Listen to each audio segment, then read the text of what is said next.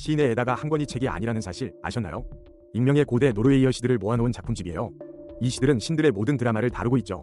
산문 에다와는 달리 순수한 서사시로 이루어져 있어요. 원조, 셀럽가시 칼럼이라고 생각하시면 돼요. 여러 버전이 있지만 특히 상징적인 것이 하나 있어요.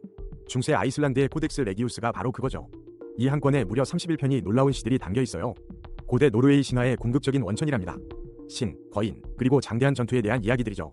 오딘의 지혜 탐색 이야기도 여기에서 찾을 수 있고요. 토르의 끝없는 싸움도 당연히 있죠. 로키의 가장 짓궂은 계획들까지 모두 여기에 있어요.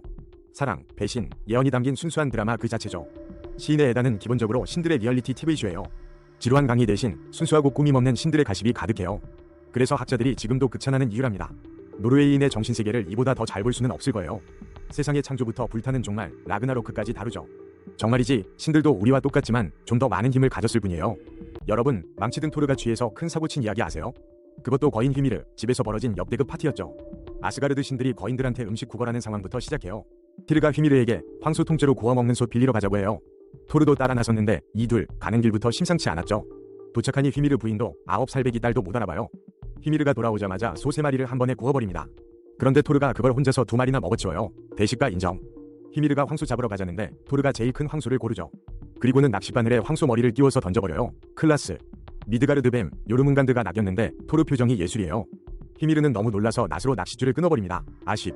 화난 토르가 휘미르 머리를 박살내버려요. 쿨가이. 그리고는 황소 2마리를 메고 집으로 돌아옵니다. 힘자랑 제대로. 돌아온 토르, 술에 취해 만취 댄스를 춥니다. 신도 예외 없죠. 결국 아스가르드는 난장판이 되고 토르는 제대로 망신당해요. 이게 바로 북유럽 신화에 기록된 토르의 흑역사랍니다. 신들도 술 취하면 인간이랑 똑같네요. 반전 매력 오졌죠? 결국 솥은 얻었지만 토르는 거하게 쥐에 사고를 쳤어요. 역시 신들의 세계는 스케일이 다르죠. 다음 설도 기대해주세요. 여러분, 신들의 왕이 술에 취해 세상 창조를 망칠 뻔했다는 사실 아세요? 요르바 신화의 최고신 올로두마레는 오바탈라에게 지구와 인간 창조를 맡겼죠. 하지만 반전이 시작됩니다. 에슈가 오바탈라를 야자 와인으로 유혹했어요. 결국 오바탈라는 만취해서 세상 창조 작업을 망쳐버렸죠. 그의 동생 오두두아가 대신 세상을 깔끔하게 완성했습니다. 그럼 오바탈라는요? 그는 인간을 빚는 일을 맡게 돼요. 올로두마레가 그에게 인류의 조각가라는 이름을 붙여줬죠. 예모의 도움을 받아 물과 흙으로 인간을 만들었고 대성공이었대요. 그런데 이 이야기, 이게 끝이 아니에요. 반전이 기가 막힙니다. 이페의 구전 설화에 따르면 인간 오바탈라도 있었어요. 그는 이페의 창립자이자 카리스마 넘치는 왕이었죠. 하지만 오두두아가 그의 왕좌에 도전장을 내밀었습니다. 잠시 오두두아가 왕위를 차지했지만 오바탈라가 다시 되찾았죠. 이 과정에서 라이벌 오두두아는 살해당했다고 합니다. 신성한 이야기와 인간 역사가 얽혀버린 거죠. 차후에 인간 오바탈라는 신으로 추앙받게 돼요. 그의 이야기는 신화 속 오바탈라와 합쳐졌습니다. 결국 술 취해 세상을 망칠 뻔했던 신이 왕이 된 인간과 섞인 거예요. 역시 신들도 인간 세상만큼이나 드라마틱한 삶을 사네요. 다음 신들의 막장 드라마도 기대해주세요. 평범한 소녀가 바다의 여왕이 된 충격적인 비밀을 아세요? 오늘날 마조 여신으로 불리는 그녀의 진짜 이름은 링모냥이었어요. 10세기 후반 푸젠 지방에 살던 그녀는 특별한 능력을 가졌다고 전해지죠. 사람들은 그녀를 존경받는 샤먼이자 현명한 여인으로 기억했어요. 하지만 그녀가 죽은 후 상상치 못한 일이 벌어집니다. 갑자기 그녀가 바다를 지키는 수호신이 되었다는 소문이 퍼지기 시작해요. 특히 어부들과 뱃사람들에게는 그야말로 찐사랑이었죠. 그녀의 도움으로 폭풍우 속에서도 살아남았다는 기적 같은 이야기가 쏟아졌어요. 이 소문은 중국 해안가를 넘어 동남아시아까지 퍼져나갔답니다. 대만의 마조 사원이 엄청나게 많은데 이유가 뭘까요? 초기 정착민들이 푸젠에서 온 호클로 사람들이었기 때문이래요. 자기 고향의 수호신을 잊지 않고 모셔왔던 거죠. 이제 마조 여신은 바다뿐만 아니라 하늘의 여왕으로도 불려요. 매년 대만에서는 그녀를 위한 역대급 축제가 열리는데 그 규모가 어마어마해요. 특히 다지아와 베이강 사원의 축제는 레전드 중의 레전드. 수많은 인파가 몰려들어온 도시가 축제 분위기로 들썩인답니다. 링모냥의 이야기는 평범한 시작이 가장 위대한 끝을 만들 수 있다는 걸 보여주죠. 샤먼 소녀가 수천만 명의 마음을 움직인 여신이 되다니 정말 드라마틱하지 않나요? 역시 신화 속 이야기는 현실보다 더 현실 같아요. 여러분도 혹시 자신만의 숨겨진 신화 속 주인공이 될 준비가 되셨나요?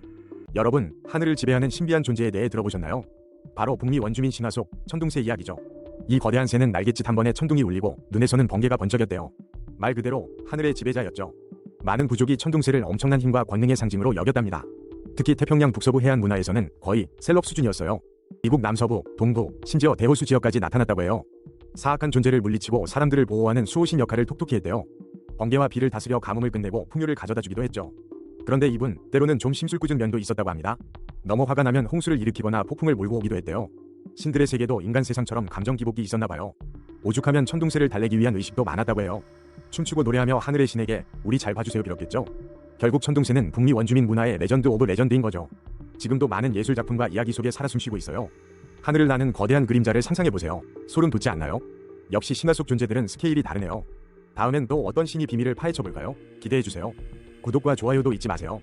여러분, 가장 못생긴 악마가 아기들을 지킨다는 이야기 들어보셨나요?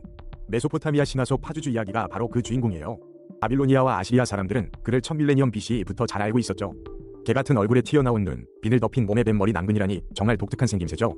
새 발톱에 날개까지 역대급 비주얼이잖아요.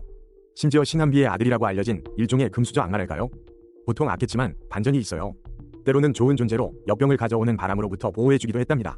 더 놀라운 건 라이벌 악마 라마시투를 저승으로 쫓아낼 수 있었다는 거예요. 라마시투는 아기들을 해치는 악명 높은 악마였거든요. 그래서 사람들은 파주주 이미지가 새겨진 부적을 집에 두고 아기들을 지켰어요. 임산부들도 라마시투의 위협에서 벗어나기 위해 그의 머리 모양 부적을 착용했고요. 결국 그는 파괴적인 바람의 인격화이자 다른 악마들을 물리치는 수호자가 된 거죠. 특히 임산부와 엄마들을 라마시투의 음모로부터 보호해줬답니다. 신성한 의식에서 불려지기도 하고 그의 조각상은 방어 부적으로 사용됐어요. 겉모습만 보고 판단하면 안 되는 신들의 세계, 정말 흥미롭죠? 못생겨도 할 일은 다 하는 파주주, 역시 레전드 악마답네요. 겉모습은 무시무시하지만 속은 따뜻한 반전 매력의 소유자랄까요? 신화 속에는 이런 예상치 못한 이야기가 정말 많다니까요. 역시 신들도 인간이랑 다를 게 없네요. 겉과 속이 다른 건. 세상을 덮친 대홍수에서 살아남은 노아의 방주 이야기 다들 들어보셨죠? 그런데 이 이야기가 사실 고대 메소포타미아 신화에서 시작됐다는 거 아세요? 놀랍게도 성경보다 훨씬 오래된 신화에 비슷한 대홍수 이야기가 있었대요. 가장 유명한 건 길가메시 서사시의 우트나피시 팀 이야기죠. 신들이 왜 세상을 물로 덮으려 했을까요? 이유가 너무 달라요. 성경에서는 인간의 죄악 때문이었다고 하죠. 신들의 심판이었대요.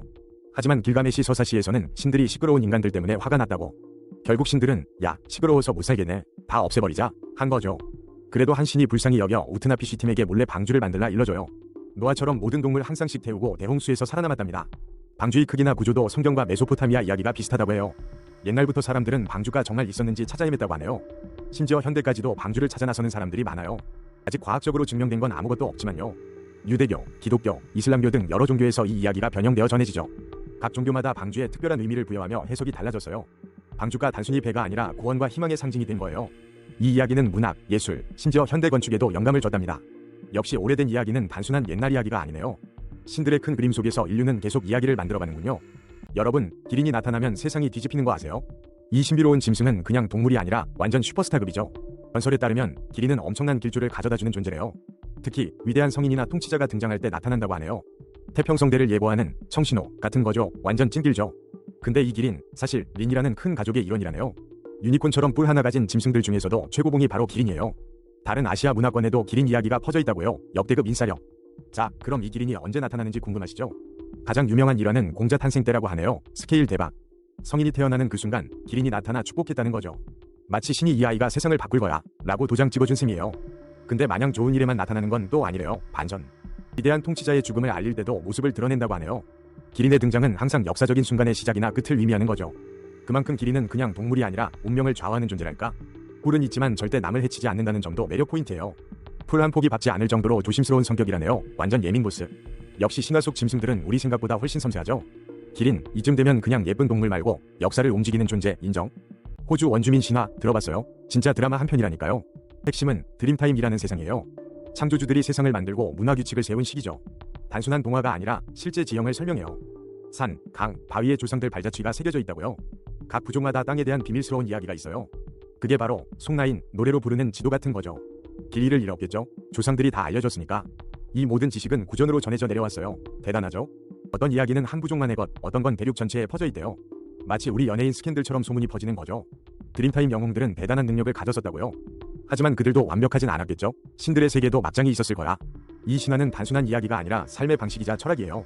수만 년간 이어진 인류의 가장 오래된 역사 중 하나라고요. 다음엔 호주 여행 가면 땅을 한번 자세히 봐봐요.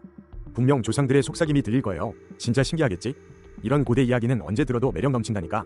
우리에게도 이런 송나인 하나쯤 있으면 좋겠네요. 결국 신이든 인간이든 다들 자기만의 스토리가 중요한 법이죠. 여러분, 디즈니, 모아나 의 마우이가 신화 속 모습과 다르다는 이야기 들어보셨죠? 오늘은 신화 속 마우이의 진짜 모습을 파헤쳐 볼 거예요. 신화 덕후들 모여라. 디즈니는 마우이를 거대한 몸에 문신 가득한 모습으로 그렸잖아요. 드웨인 존슨이 목소리 연기까지 맡아 엄청난 인기를 얻었죠. 하지만 이 캐릭터가 폴리네시아인들에게 비판을 받기도 했는데요. 문화적 감수성 문제 때문이었어요. 이게 대체 무슨 일일까요? 신화 속 마우이는 영웅이자 장난꾸러기, 변신술의 대가였어요. 그런데 그의 외모는 디즈니 버전처럼 그렇게 육중하지 않았다고 해요. 그는 섬을 재앙에서 구하기 위해 모아나와 함께 모험을 떠나죠. 테피티의 심장을 훔쳤던 것도 바로 마우이였습니다. 이 설정은 폴리네시아 전역의 다양한 마우이 신화에서 영감을 받았대요. 감독들은 여러 신화를 엮어 독창적인 캐릭터를 만들었죠.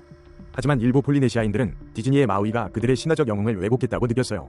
특히 그의 비대해진 몸집이 문제였죠. 신화 속 마우이는 힘, 지혜, 그리고 아름다움을 겸비한 존재였거든요. 디즈니가 미의 기준을 서구적으로 해석했다는 비판도 있었어요. 그럼에도 불구하고 드웨인 존슨의 매력적인 연기는 높은 평가를 받았습니다. 그의 카리스마와 유머가 캐릭터의 생명을 불어넣었다는 찬사였죠. 마우이는 2024년 모아나 2와 2026년 실사 영화로도 돌아와요. 다음 작품에서는 문화적 논란을 잠재울 수 있을까요? 신들의 가십은 계속됩니다.